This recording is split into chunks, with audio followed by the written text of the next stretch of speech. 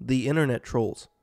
Is it possible internet trolls are actually influenced by evil spirits? An internet troll deliberately tries to offend, cause trouble, or directly attack people by posting derogatory comments on social media. The Oxford Dictionary describes trolling as making a deliberately offensive or provocative online posting with the aim of upsetting someone or eliciting an angry response from them. According to many psychological studies done on internet trolling, internet trolls are narcissists, psychopaths, and sadists.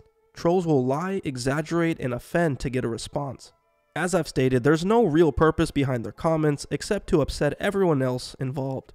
According to a psychological study done on internet trolls, they have dark tetrad personality traits. They conducted 2 online studies with over 1,200 people, giving personality tests to each subject along with a survey about their internet commenting behavior. They were looking for evidence that linked trolling with the dark tetrad of personality traits: narcissism, Machiavellianism, psychopathy, and sadism.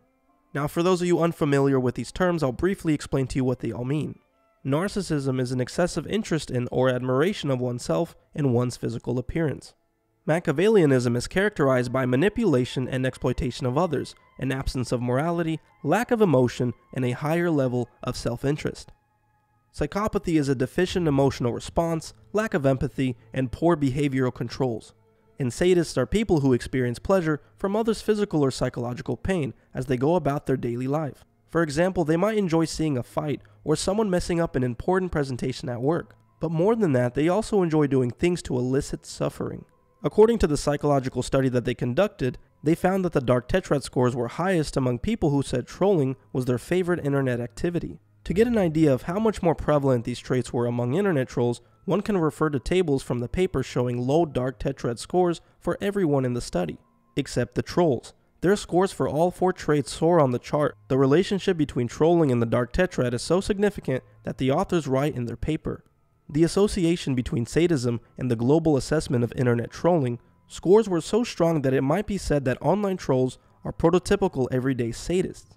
Both trolls and sadists feel sadistic glee at the distress of others. Sadists just want to have fun, and the internet is their playground.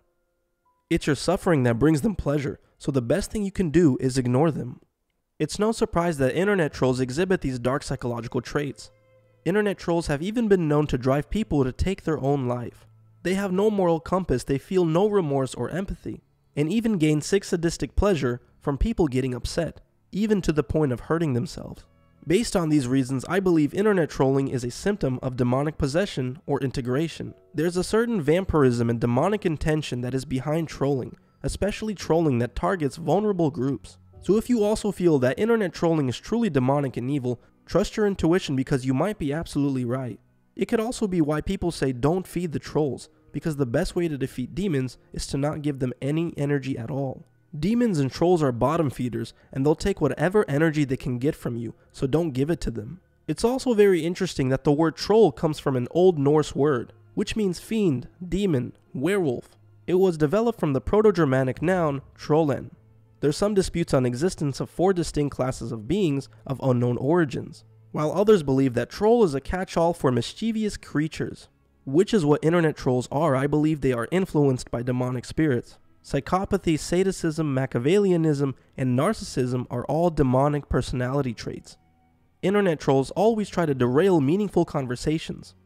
Let's say you're in the comment section of a very interesting video, and you and strangers have an intellectual curiosity about the meaning of life. And so in the comment section you're discussing this with each other, then out of nowhere comes along an internet troll to call the both of you ignorant fools to elicit an angry reaction. As I've stated before, evil spirits are bottom feeders and they'll take whatever negative energy they can elicit out of you. Now the easiest thing you can do to avoid these trolls is to not respond to them, block them, delete them, and prevent them from trying to derail meaningful conversations. Their aim is never to reason or to discuss anything, it's only to elicit negative emotional energy from you. Trying to have a legitimate conversation with an internet troll is like trying to reason with a gremlin. It makes no sense trying to reason or bargain with a mischievous creature. Internet trolls often use inflammatory messages to provoke emotional responses out of people, disrupting otherwise civil discussions.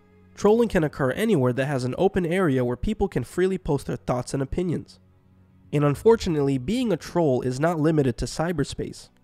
These mischievous spirits can influence the mind of your friends, family, and work colleagues. The attacks are often relentless.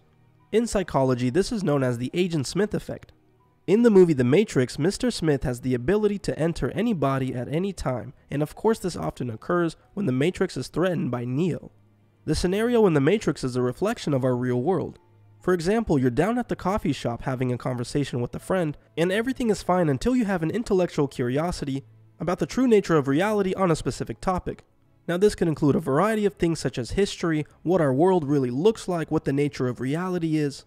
Now watch what happens. Up pops up Mr. Smith to replace the person you were just having a conversation with to attack you. Because your intellectual curiosity on these topics threatens their reality bubble. Our view of reality is programmed into our youth, and because of this, the Mr. Smith programming, people become guardians of their reality bubbles. They enforce the indoctrination which holds together our false concept of reality like superglue. And I'll give you guys a pretty good example. Let's say there's an atheist named Jim, and all of Jim's close friends are atheists also. But one day Jim decides to question his reality, and he starts to develop an intellectual curiosity about the possibility that God exists. And he tells his close friends about his intellectual curiosity concerning the true nature of reality, and the possibility that God might be real. Then all of a sudden the dynamic between him and his friends start to change. Up pops up the Mr. Smith effect to replace the people you were just having a conversation with to attack you. And the attacks often come in forms of mocking, frustration, and anger, or all of the above. The Bible even says in Proverbs 29:9 that if a wise man contendeth with a foolish man, whether he rage or laugh, there is no rest. And again, this is just one example. I'm sure many of you watching this video have experienced the Agent Smith effect. You're having a conversation with your friends, family, or coworkers, and everything is okay and fine until you mention something that threatens their reality bubble. Then all of a sudden the dynamic changes, and now to them you are a foolish person. They will attack you with frustration, anger, and mockery, and often telling other people, look how foolish this person is. He's entertaining the idea that this might be possible. And the perfect verse to fit this topic is found in the book of Jubilees. Jubilees chapter 12 verse 20. Deliver me from the hands of evil spirits, who have dominion over the thoughts of men's hearts, and let them not lead me astray from you, my God. And establish me in my seed forever, that we go not astray from henceforth and forevermore. Alright guys, I hope you found this video very fruitful. Thank you so much for watching. If you would like to support this channel, I do have a Patreon. It helps me afford books and material to make more interesting content. Please like, share, and subscribe, and comment your thoughts in the comment section below. Again, thank you so much, and we are out.